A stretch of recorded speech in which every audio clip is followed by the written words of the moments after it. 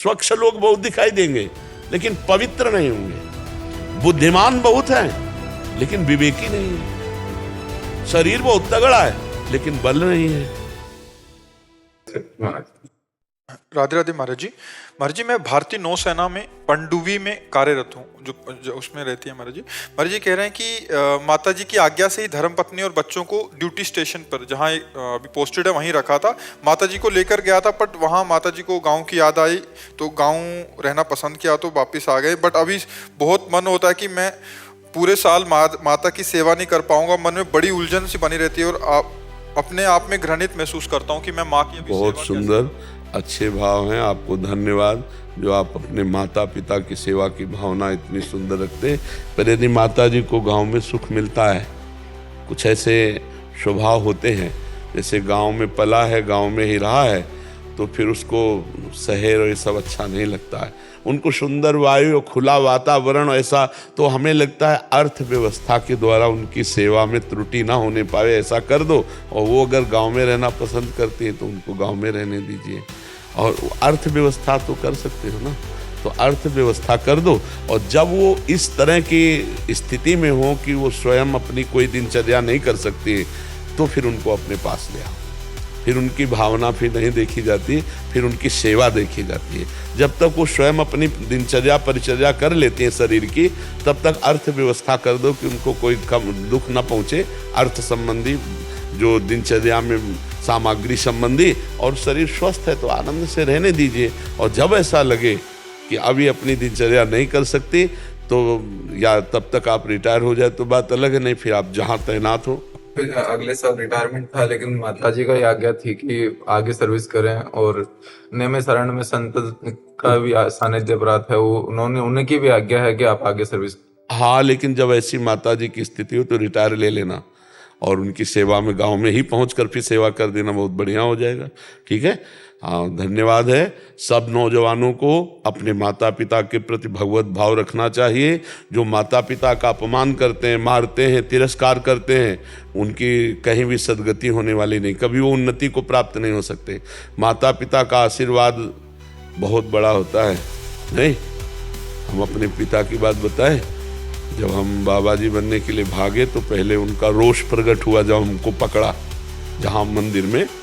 फिर जब हमने कहा चाहे मार चाहे डालो, ना घर जाएंगे और ना हम संसार स्वीकार करेंगे, हम भगवान के मार्ग में जाएंगे। तो पता नहीं एकदम उनका चैप्टर ही बदल गया दिमाग का। बहुत तो कट्टर स्वभाव के थे, धर्मात्मा पुरुष, बहुत ही धर्म के।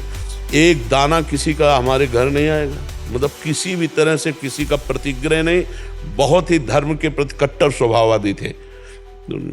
ऐसे छाती से लगाया, 13 वर्ष की अवस्था थी हमारी, राम राम राम राम 4-5 बार ऐसे किया और हमारी खोपड़ी पे हाथ रखा और कहा, बच्चा जा, सच्चाई से चलना, जिंदगी में जहां बैठेगा वहां फूल बरसेंगे, जा। भगवान की कृपा से अब 55 की आयु लगभग होले जा रही है। और पिता का आशीर्वाद कि जा ऊसर में बैठेगा तो भी फूल बरसेंगे, उनका आशीर्वाद। माता पिता देखो, माता पिता प्रसन्न हो गए तो महाराष्ट्र के जो ठाकुर जी है ना, विट्ठल भगवान, वो माता पिता की सेवा से ही आए थे दर्शन देने के लिए। लेकिन आजकल बूढ़ी बूढ़ी माँ, बूढ़े पिता उनको लात से मार रहे, चप्पल से मार रहे। ऐसे दुर्गति होगी ऐसे पुत्रों की। इसलिए हम धन्यवाद आपको देते हैं। और सब नौजवान भाई, ए भाई, जब तुम लघुशंका करते थे अपनी माँ की गोद में शौच कर देते थे, तब उस माँ ने थप्पड़ नहीं जमाया।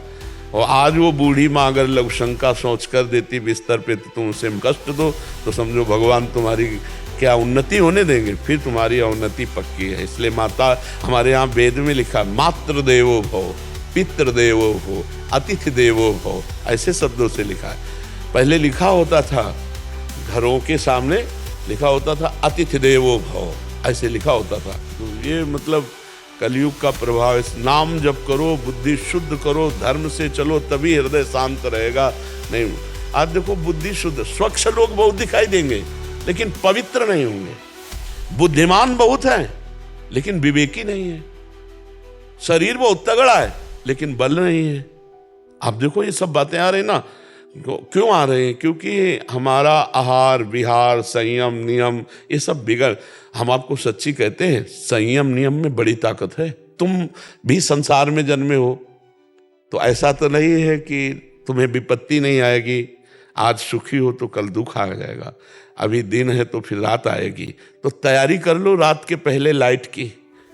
ऐसे ही दुख आने के पहले तुम इतने बलवान बन जाओ, विवेकवान बन जाओ कि हर दुख को रौंद के निकल जाओ। निकला जा सकता है, हम भगवान के बच्चे हैं, हम हर दुख को क्रॉस कर सकते हैं, हर हार को जीत में बदल सकते हैं। लेकिन अपने लोग पावर को व्यर्थ में खर्चा कर रहे हैं, अपने आंखों का पावर व्यर्थ देखने में, वाणी का पावर व्यर्थ बोलने में, इंद्रियों का पावर व्यर्थ भोगों में, व्यर्थ में नष्ट कर रहे हैं। अगर हम अपने पावर को समेट लेना तो हम भगवान के बच्चे हैं और भगवान के अंश हैं, ईश्वर अंश जीव अविनाशी। क्या नहीं कर सकते आप जब भगवान को अधीन कर सकते हो। सुमिर पवन सुत पावन नामू, अपने बस कर राखे रामू। तो और कौन देवता और कौन ऐसा रहेगा जिसको अधीन न कर सको। आप में बहुत सामर्थ्य है, पर उस सामर्थ्य को भूलकर हमने गंदे आचरण स्वीकार किए।